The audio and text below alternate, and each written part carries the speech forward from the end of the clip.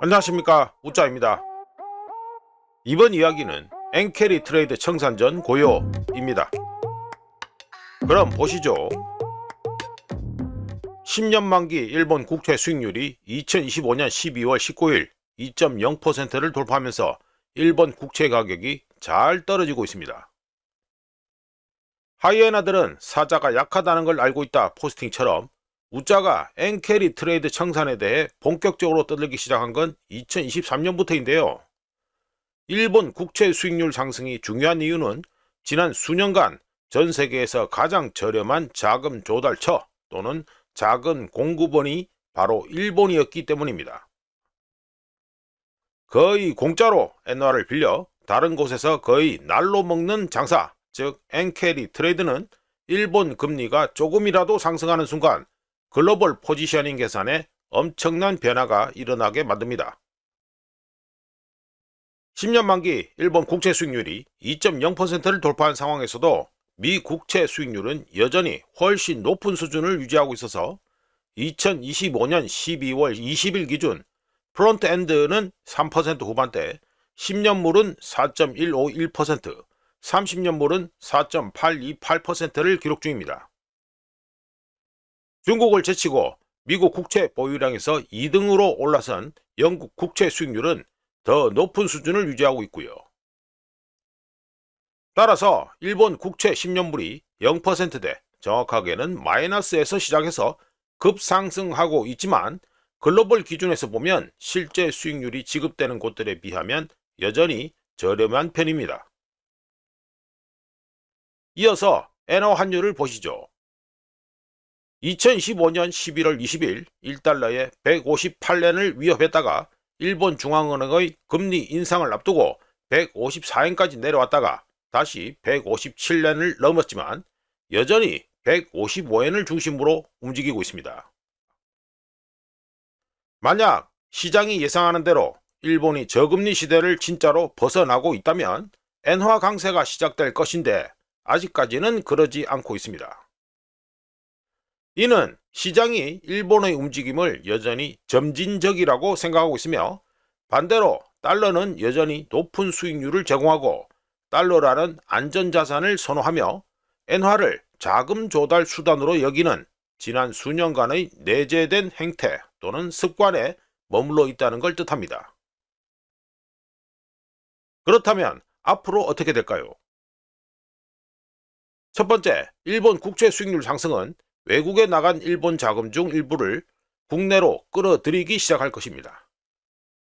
처음에는 극적이지 않아서 언론의 관심을 별로 못 받겠지만 충분히 중요할 수 있습니다. 참고로 일본의 총 저축률은 1980년 이후 평균 30.1%를 기록하고 있고 금액으로는 2200조 엔, 달러로 환산하면 15조 달러에 달할 정도로 저축 규모가 막대합니다.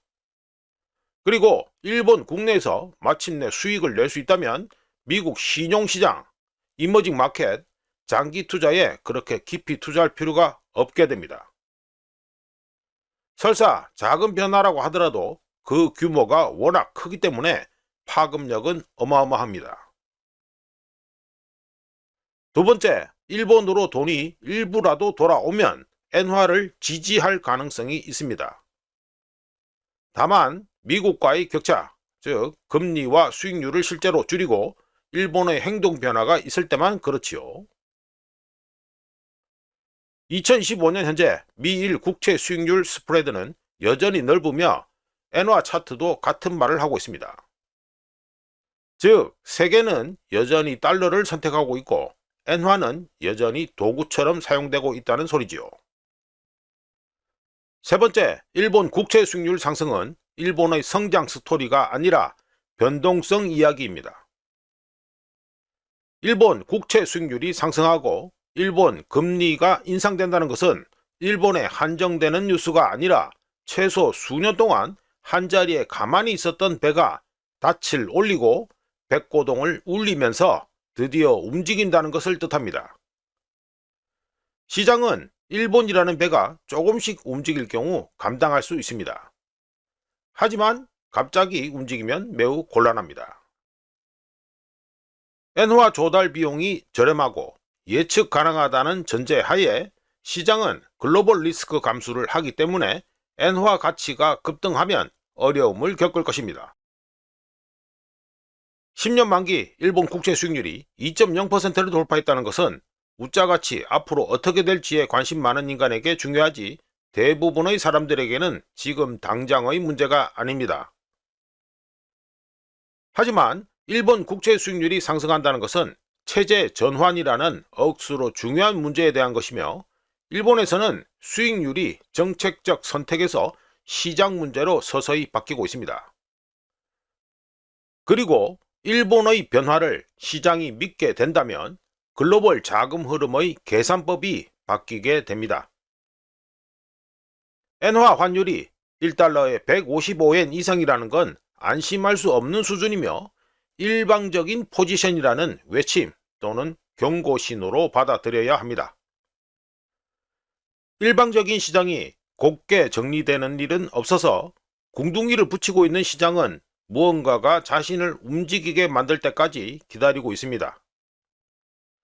관련해서 글로벌 경제 성장 둔화가 본격화할 경우 미국과 유럽의 수익률이 일본보다 더 빠르게 하락하는 경향이 있는데요. 이는 하락 여력이 더 크기 때문입니다. 그리고 미국과 유럽의 수익률이 하락하면 달러와 엔화 간 스프레드가 축소되며 그와 동시에 위험 회피 성향이 캐리 트레이드를 청산하게 만들고 사람들이 자금을 조기에 회수하려고 달려들 때 엔화는 빠르게 강세를 보일 수 있습니다.